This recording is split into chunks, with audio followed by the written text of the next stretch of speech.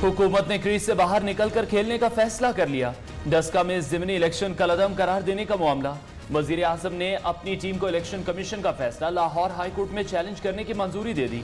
PTI के उम्मीदवार अली असद मलही पीर को अपील दायर करेंगे। इंतजामी अफसरान के खिलाफ कानूनी कार्रवाई रोकने के लिए भी पटिशन दायर होगी।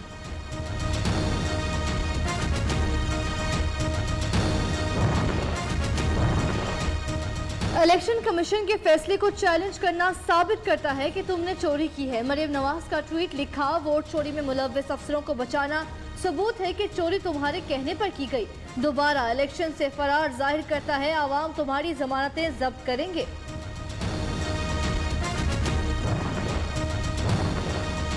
इलेक्शन कमीशन के खिलाफ कल के एहतजाजी आज हामी बन बैठे।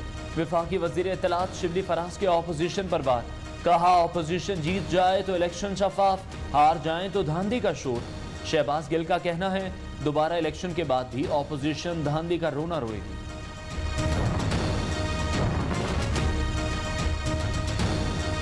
धांधली करना पीटीआई का वतीरा, लेकिन अब सेनेट के इलेक्शन चोरी नहीं होने देंगे। बिलावल भुट्टो की ललकार, कहते हैं सिलेक्टेड हुक्मरानों को महंगाई और सियासी इंतकाम के सिवा कुछ नहीं आता।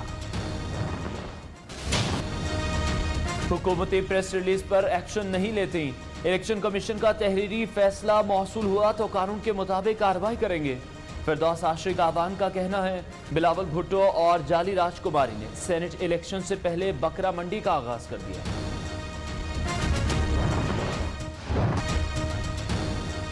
पाकिस्तान और कतर के दरमियान नया LNG मुआहदा तय पा किया। कतर पाकिस्तान को 10 साल के लिए 3 मिलियन टन LNG फराहम करेगा। नए मुआहदे में पाकिस्तान को $316 मिलियन की बचत होगी। वजीर आज़म इमरान खान का कहना है कतर के साथ आज एक नया मुआहदा साइन किया जिससे $300 अरब की बचत होगी। नए मुआहदे के तहत LNG प्राइस 4 साल बाद रीओपन की जा सकेगी। महंगी LNG मुआहदों को 31% सस्ते कॉन्ट्रैक्ट से बदल रहे हैं। ये स्पॉट से भी 31% कम रेट है। मुआवने खुसूसी नदीम बाबर की प्रेस कॉन्फ्रेंस।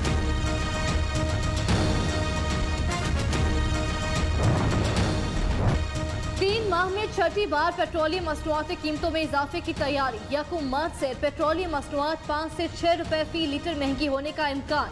हतमी फैसला वजीर आजम करेंगे। ऐलान 28 फरवरी को किया जाएगा।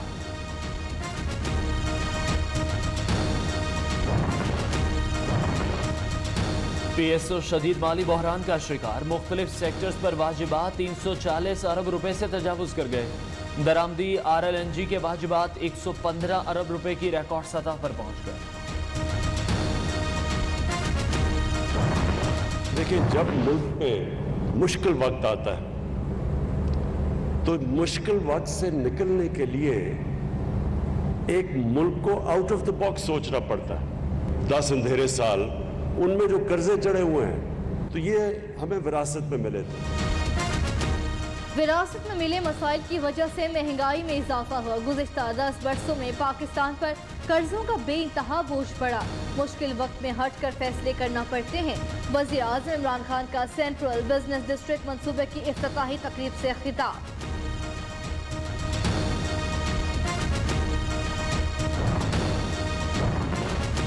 महंगाई के खिलाफ बहावलपुर में जमात इस्लामी का लॉन्ग मार्च।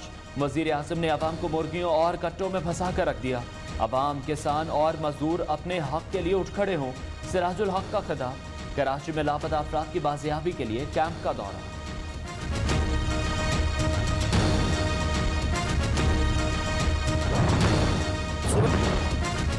कौमी असेंबली में हलीम आदिल शेख की गिरफ्तारी और तशद्दुद पर गर्मा गर्मी।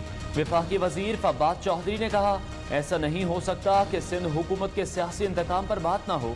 कौमी असेंबली का अपोजिशन लीडर कहाँ है? पीपल्स पार्टी के राजा परवेज अशरफ का जवाबी बात।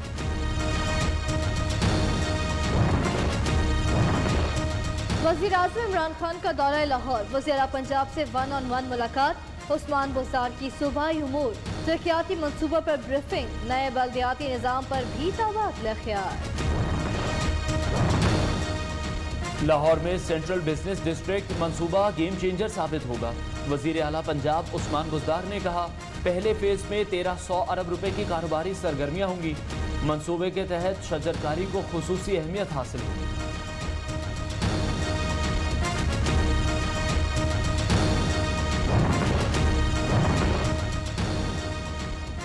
पार्टी वोट न होने के बावजूद सेनेटर कैसे मुंतखब हुए? सेनेट की वीडियो लीक स्कैंडल पर हुकूमती कमेटी का एक्शन। रुबीना खालिद, बहरमन तंगी, दिलावर खान और मुश्ताक अहमद खान को तलबी के नोटिस जारी। कौन है हफीज शेख? हैं कौन? असद उमर को निकाल दिया गया और एक IMF और वर्ल्ड बैंक के बंदे को ला के बिठा दिया गया। हफीज शेख वजीर न हो तो फौरी पाकिस्तान छोड़ जाएं। वजीर खजाना का PTI से कोई ताल्लुक नहीं। मौजूदा हुकूमत ने रिकॉर्ड कर्जे लिए जिनकी तहकीकात होनी चाहिए। लीगी रहनुमा मोहम्मद जुबैर की प्रेस कॉन्फ्रेंस। सेनेट इलेक्शन में ऑपोजिशन उम्मीदवारों की जीत का दावा।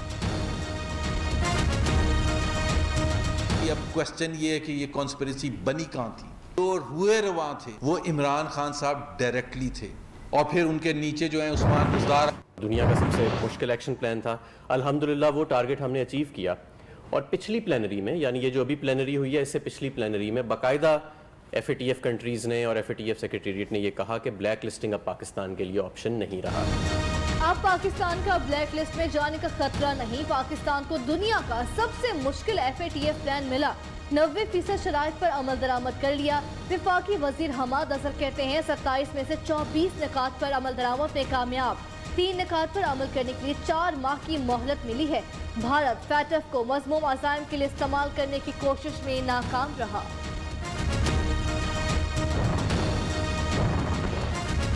ऑपोजिशन लीडर हमजा शहबाज आज की रात भी जेल में ही गुजारेंगे। जमानती मशल्के जमा। जांच पड़ताल के बाद रूपकार जारी होगी। मुल्जिमान को जेलों में गलने सड़ने नहीं दे सकते। लाहौर हाई कोर्ट ने हमजा शहबाज की रिहाई का तहरीरी फैसला जारी कर दिया।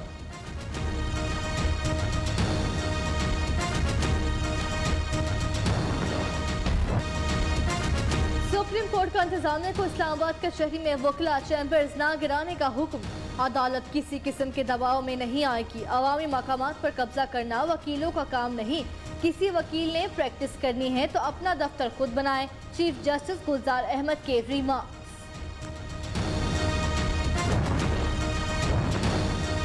इस्लामाबाद रावलपिंडी में बादल बरस पड़े। मूसलाधार बारिश जाती सर्दी को ब्रेक लग गई। बालाई खैबर पख्तूनख्वा, कश्मीर और गिलगित बल्तिस्तान में भी बारिश की पेशगोई। पहाड़ों पर आसमान से सफेद मोतियों की बरसात।